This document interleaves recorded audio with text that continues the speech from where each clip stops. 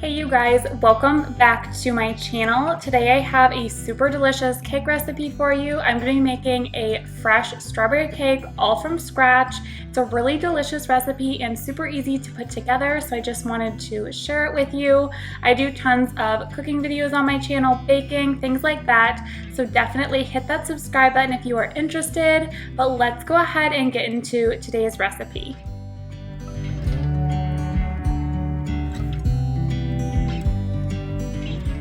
To start off this cake recipe, I'm just putting 2 sticks of unsalted butter right into my stand mixer, and then I'm adding in 2 cups of granulated sugar, and you're gonna get all of this mixed together. You want it to be like nice and creamy, kind of a whipped consistency. You just want it really nice and creamy. You're gonna mix it for about 4 to 5 minutes, and then make sure to scrape the sides of your bowl really good, and then you're gonna be adding in your eggs. So the eggs for this recipe, you're going to need 5 egg whites and then 1 whole egg. So just go ahead and get those mixed in as well. So once all of that is combined, you're going to be adding in the rest of your dry ingredients. So here I'm adding in 3 cups of just regular all-purpose flour. It's not cake flour, just your regular plain old flour that I'm sure you already have on hand. And then you're going to need about a 1/4 teaspoon of salt, as well as 1 tablespoon of baking powder. And then you're just going to get all of that mixed together.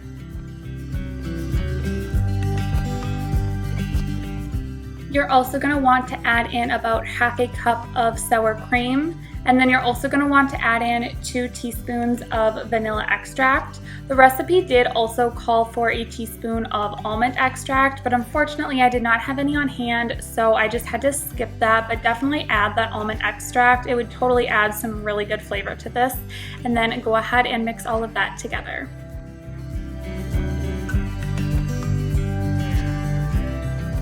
Make sure you are scraping the sides of your mixer bowl. You want to make sure that everything is really well combined before we actually go put it into our cake pans.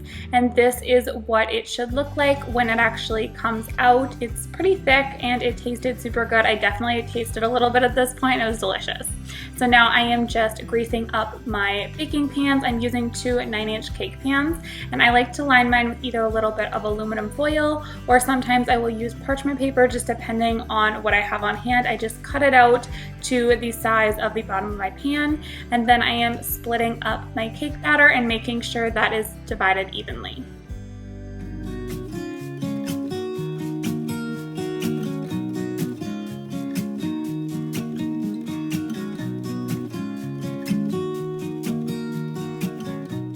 And then I just baked these in a 350-degree oven for about 25 minutes. Mine took, but the recipe said 20 to 30 minutes, so just keep an eye on them, and you know that they are done when a toothpick inserted in the center comes out nice and clean. And then I'm just going ahead and flipping them out. I did let them cool for about 5 minutes before I'm actually flipping the cakes out. I like to stick a butter knife right around them and just kind of make sure that the edges are all off, and then I just flip them out onto cooling racks. This is where that aluminum foil or the parchment paper really helps. It just, nothing sticks to the bottom. They come out perfectly clean every single time. So if you have a hard time getting cakes out of pans, definitely try that out. It makes a night and day difference. So definitely an awesome tip for making really good cakes. I did just go ahead and stick my cakes in the fridge overnight. I just made sure that they were really well covered so that nothing dried out. And then this is actually the next day. I'm mixing up the frosting. I am just adding in 2 sticks of unsalted butter with 1 block of cream cheese, and I'm just getting all of that mixed together. You do want to make sure that these are at room temperature. It just mixes a lot better that way. And then for the rest of the frosting ingredients, I'm adding in a couple cups of powdered sugar to start. I do add in more later on though, which you will see here in just a second, but I am starting off with adding in 2 cups of powdered sugar, and then I also did about a teaspoon of vanilla extract.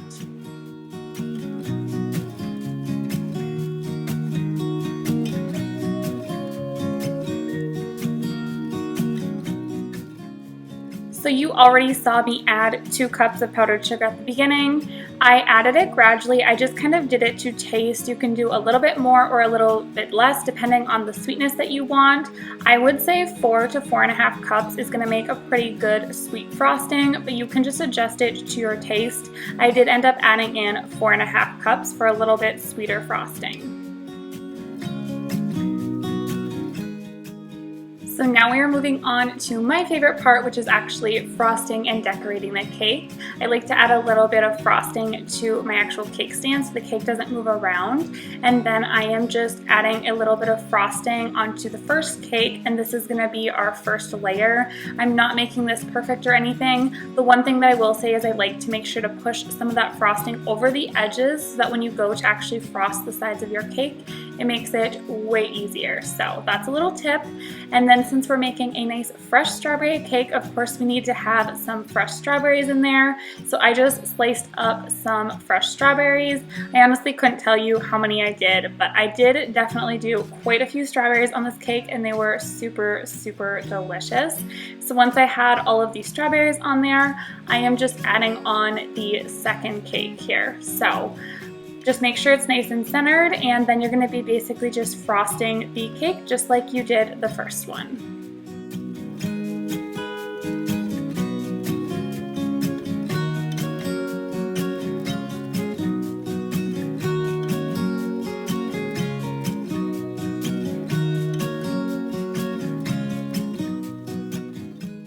So when I first started frosting this cake, I was actually kind of going for more of like that sparse frosting look where it wasn't very much frosting, but then I ended up changing my mind halfway through, and I kind of like went back and filled in the patches. So you can do whatever you want, a little bit more frosting or a little bit less, but since this cake was for my little sister, I figured I would go with a little bit more frosting because every kid likes frosting. So that is what I ended up doing, and this frosting was super delicious on this cake, by the way. It was a perfect combination.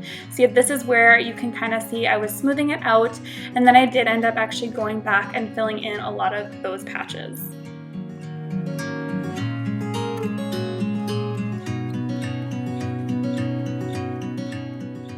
I definitely was not going for like that perfect frosting look. I just wanted like a nice fresh looking cake for summer, and I definitely think I achieved that. So once I was satisfied with my frosting, I'm just piping a little bit of frosting on top. Sorry, this went out of focus for just a minute. Don't worry, it comes right back in just a second.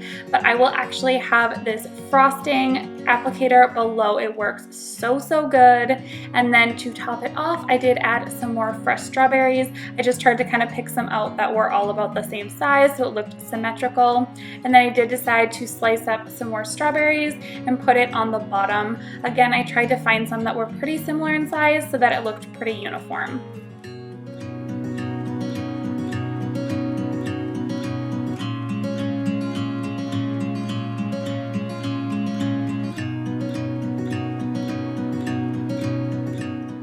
So here is what the finished cake ended up looking like. I absolutely love how it turned out. I think it definitely achieved that just like really fresh cake look for summer. My sister was so excited. She loved this cake, and our whole family really enjoyed it. So definitely a really fun cake recipe.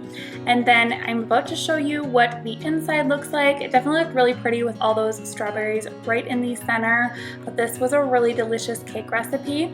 If you guys are new here and would like to subscribe, I would love to have you. I do tons of cooking on my channel. I do a what's for dinner every single Sunday, so definitely be sure to hit that little subscribe button. But that is going to be it for today's video. I will see you guys next time. Thanks so much for watching. Bye.